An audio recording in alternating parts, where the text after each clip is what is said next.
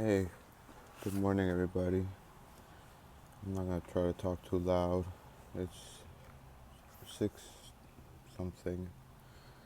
Even if I did talk loud, neighbors wouldn't hear me. These are single family homes in the suburbs. We don't make too great use of space. I mean, we give plenty of space to everybody, but is it really necessary? I mean, just one lap around my block is approximately a full kilometer, for crying out loud. Just one lap, okay? So now, if you're just a regular old Joe who just wants to go out, and enjoy your walks, you know, you have to have a buddy. You have to have somebody with you, or you got to be really determined. And for all of you out there who are very determined, I give you guys lots of praise. You guys are my heroes. You know, walking, exercising, doing what you got to do to keep your, the blood going through your body to take care of your temple, which is what I'm not doing right now. But none the fact, the reason why I wanted to make this video is because the psych that I've been going through for about a year now, they make my appointment approximately 5 days before I can fill because of this. You know how the British got the Chinese hooked on opioids back in the opioid wars, where now the Sacklers got us, the United States, particularly white people, got them hooked on opioids. So it's history repeats itself. But except that, and yeah, last time it was because they wanted goods. They wanted China to open their borders for trade and to do this and that. This time it's because the Sacklers just wanted to make a shit ton of money. All right, and in the process of making their shit ton of money, they became millionaires to the point where now with all these lawsuits, you think these things are gonna affect them? Come on now. But nonetheless, ever since I started going to my psych, the appointment was always like 5 days earlier than I could fill because now we have this new e-fill or e-script system, which makes it so that you can't fill your prescription until 2 days before it's finished, which is understandable. Whatever, no big deal. But so because of that, I haven't been able to bring my prescription back because essentially you could kind of like bring the days back if you keep filling it 2 days earlier every month. But I haven't been able to do that because the pharmacy where I go to, because healthcare, first of all, in this country is it's embarrassing. In one word, it's embarrassing. It's an embarrassment. Okay, because this country only cares about one thing, and that's GDP. Okay, so they figure the more people they can get that can get their hands on your well-being, on your they can get your hands on how your whatever if you need a procedure done or if you need medication or the steps you got to go through if you need to see a primary care doctor for this or for that. Well, forget about it. They got it all down to a system, and they did it that way because um, pharmaceutical pharmaceutical companies, they lobbies. I'm sure. I don't think doctors would lobby because doctors are there to serve the people. And I've even seen documentaries where doctors say that a universal paying system like Medicare would actually be more efficient because it would allow the doctors to focus more care on their patients and treat each patient as an individual, not as an insurance company. Because that's another thing. Different insurance companies, they'll pay out different rates.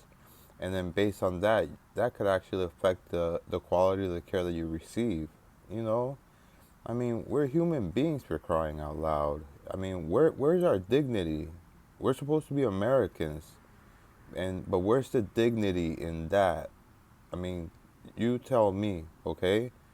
Now, I wanted to make this video because I recently there was a tragedy. No, not this thing right here. This thing right here was an accident, but there was a tragedy where something happened, and it just so happened to be in one of the Sunday cleanings. But this was last month, and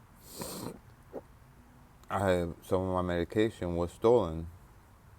Well, the whole thing actually, including a little box that I had. It was really nice. I bought it at Walmart, and because of that, I was able to change my date where I could pick up my script, and I was able to do it at the same day that I went to see my appointment, which my mom has encouraged me forever. She's like, David, why don't you go when you can pick up your prescription? I keep telling her, I'm like, I can't. My pharmacy doesn't open Sundays or Saturdays now. Now they're not opening Saturdays anymore. Okay, but the reason why I go to this pharmacy is because I'm already paying $200 something for the visit, and thank goodness because of this pharmacy, I only have to pay $100 something for the medication. So we're almost at $350 every month, just so I can get my antidepressant, so I can get my pain medication, and so I can get my anxiety medication. So that was one of the best prices that I could have gotten. I'm sure a lot of people out there that might live in this area and listen to this say, wow, how do you get such a good deal? Well, you shop around. There's things you can use like goodrx.com that reduces prices, which is what I'm going to have to try to go to now to to um to replace the pharmacy where I was going to. And the whole thing that happened was this. Yesterday, Friday, August 28th, I went into the pharmacy and I asked the pharmacist, I asked him nicely, I said, could you please fill my prescription now? I know you told me 3 days before, but 3 days falls on Sunday when you're closed. I didn't tell him the exact reason. Maybe I should have spoken out a little bit more. Sometimes people say I don't talk too much, but here I am talking. I'm going to talk my heart out right now. I don't care who watches. I don't care who listens. I'm just going to speak my heart because this really got me upset. And he just told me no. So my concern was that, well, since I have to fill it afterwards, that means that when my next doctor's visit comes, I may not be able to fill, either the day of the visit or the day after the visit, which is, like I said, my mom was encouraging me to do that.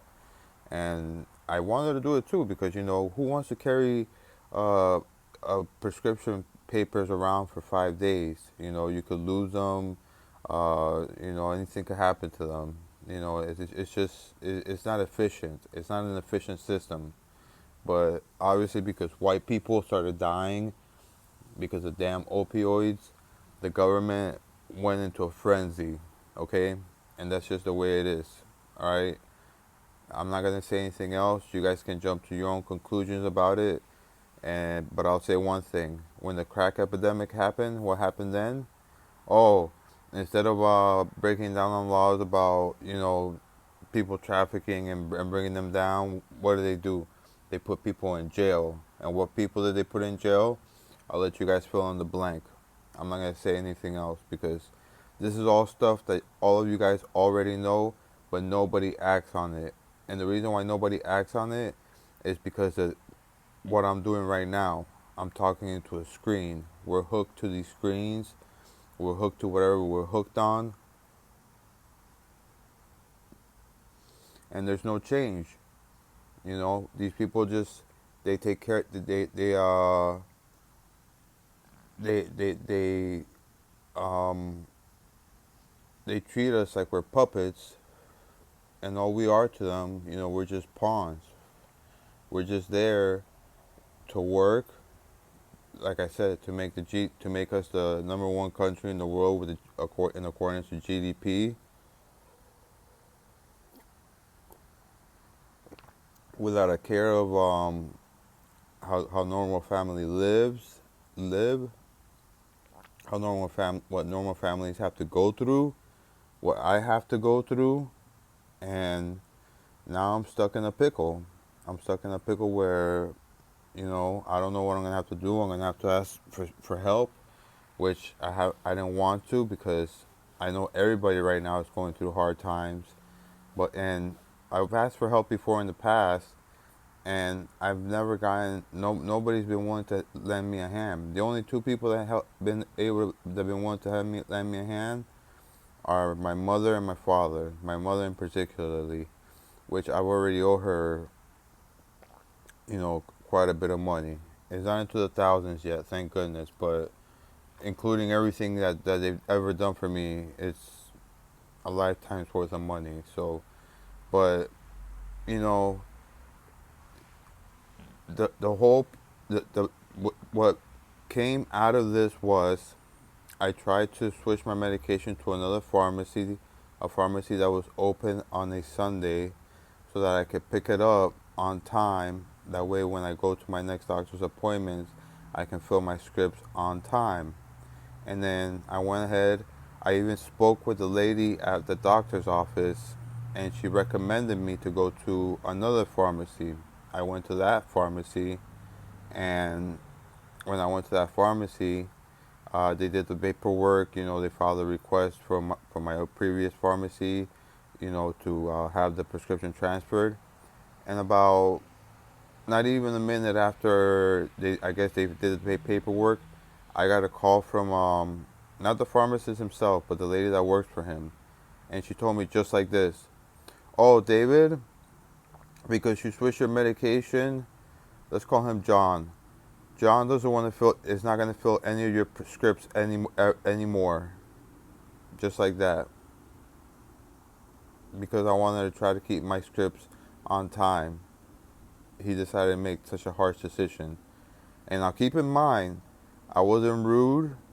I came in politely. I asked politely, and I even had another script to fill with me at the time. So it wasn't like I was just asking for a refill. I was asking for a refill plus my antidepressant, but they just told me no, and all because of this stupid system, the stupid e-file system that we have now here in the States, that say that you have to wait X amount of time for what they call controlled substances, which aren't even controlled substances. They're Schedule 4 for crying out loud. So come on, give me a break. This is what you're gonna do to people who need help, to people who, especially people like me, who suffer from mental health. You're gonna make their lives just worse like that. I mean, this is ridiculous. This is embarrassing. This is just unbelievably, you know, and it's not just one part of the sector. It's a whole part of it. Okay, pharmaceutical companies lobbying into Congress to pass laws to make whatever they want happen, and then you got pharmacists that, on their own accord, they make their own rules, because I've looked up the rules and they're the same all over the place, but depending on where you go, they say that, oh no, this, or this, and that. For instance, my pharmacist, that was his own choice. There was nothing that said that he had to do that. He just did it because he wanted to do it, because, like, for whatever reason, he got upset. But, he got upset without knowing the reason why. And I even called back, and I spoke to the lady, and I told her, the reason why I did that was just because of that. It wasn't because I was trying to feel early or anything. I just wanted to keep it in date, as I've been told to do so, and as I also wanted to do it myself, because I don't want to hold on to a piece of paper for 5 days. Heaven forbid one of these days I have to lose it, and I got to go back and I got to pay another $30, to have my, to have my script rewritten, and then wait more time. And now keep in mind, these are medications that if I stop taking cold turkey, they have side effects because your body builds up a physical tolerance to them, and I'm sure psychological tolerance is too. Because they're there to make you feel good, or to affect your head to the point where you're able to function normal. And now that you don't have them anymore, how are you supposed to function normal? So, you know, I'm just gonna leave it at that because if anybody else has had any problems with this with the way this works, you let me know. And I really hope you haven't. I hope that this video gets 0 comments, because if it does get comments, it'll just I honestly think I'm gonna cry, because this is just, it's embarrassing. This is supposed to be a first world country, but yet look where we are. Cuba, 90 miles south of Key West, has a better health system than we do. Everybody over there, they get universal health care. And the United States, the bullies that we are, we've had, what is it called? An embargo? I forget what it's called, a blockade. Like, we don't trade with them. We haven't traded with them since Fidel Castro took office, because uh, his ideology doesn't match ours. So they can't even trade with the biggest country in the world. But yet they've been able to manage, and they've been able to, they've got probably more doctors than we do here per capita, because the education system over there is free too. Now, I'm not just talking about basic education like elementary, middle school, high school. I'm talking about, if you want your undergrad, if you want your postgrad, whatever you want to be, you could be over there. Now, granted, yeah, they live off of rations because, everybody gets paid the same. But still, that's not the point. The point is, if you're passionate about something, you could do what you want to do, and you don't have to worry about being in uh, thousands, if not tens of thousands, if not maybe even hundreds of thousands of school debt. If you want to go to the hospital, or if you need some type of attention from some type of specialist, or some medication, you don't have to go into thousands, if not thousands of dollars, or even hundreds of thousands of dollars into medical debt. But here in the States, we sure do. And that's a burden that we have to live with, you know, and, and we're talking about a country that's been blocked off from the world only because the USA is the superpower, and because the USA said, oh, nobody trades with Cuba, the rest of the world doesn't trade with Cuba. I think the other day, just recently with the coronavirus, Mexico and the Soviet and not the Soviet Union, Russia sent them help. So that they sent them some vaccines and some medical supplies. So that goes to show you. I want to give a shout out now to Mexico, and I want to give a shout out to Russia. Even though Russia's in war with Ukraine, which I do not support, but I'm going to give you a shout out on the fact that you guys helped out Cuba, a little nation, a little country nation that has adopted their own way, has had their own way of life, and if you get to know them better, you get to see that not everybody there is anti-government. Okay, when they show a lot of the time, one thing I saw on TV the other day too is that if you watch Second Thought, which if I can find the link, I'm gonna put it in the description below. Um, when they show you on television the marches that they do, they just show clips, and then they'll show them over and over again. But one thing you're gonna that you're gonna not see in the clips is the audio, because believe it or not, I'll just let you watch the video if you're really interested in seeing it. That way you can see what they're really marching on the streets about and what they're ranting about. Okay, but anyways, I just want to make this quick video because it just got me so upset, and now I'm gonna have to pay 100% of the price of my medication. From the pharmacy that I went there because it was affordable, And even though it was affordable, I'm still paying, you know, an arm and a leg, especially for somebody right now who just recently just I gotta look for a new job now. I gotta look for a job now that and the problem is that all of my for the past like 10 years or so, I've been working informally. The only time I worked formally was when I finished working for the eye doctors, which was around like 2013, give or take. Because I worked there from 2000, yeah, to about 2013. I say 15 years, but it was really like 13 years. And I didn't leave there on a good note because, like I said, that was during a bad time of my life. So I don't have any formal work experience. So when they look at that when they look at that in applications, it just doesn't look good at all. And more than likely, you're not gonna get any success with that. So, but it is what it is. One day, one breath, and I wish I could say that I was happy, but I'll just say this. All these people that do these things, if I can guarantee you guys have your own skeletons in your closets, so I'm not gonna worry about it.